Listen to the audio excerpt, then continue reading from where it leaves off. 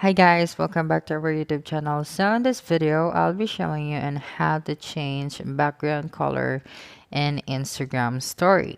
So to start, open your Instagram application first and then go to your story, or you can swipe to your left and then click on your photo album here at the bottom left corner of the screen and then choose a photo that you want to add. So as you can see here, the background is same as the photo that you add.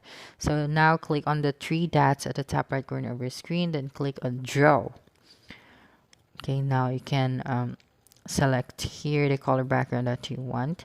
So for example, now you can just press and hold the screen and then the background will change.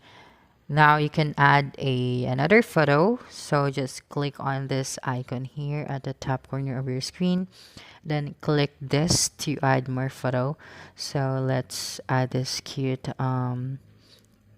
cat here. Now the background has been changed and you'll able to add a new photo. So that's it. Don't forget to subscribe to our YouTube channel for more video tutorials in the future. Bye bye.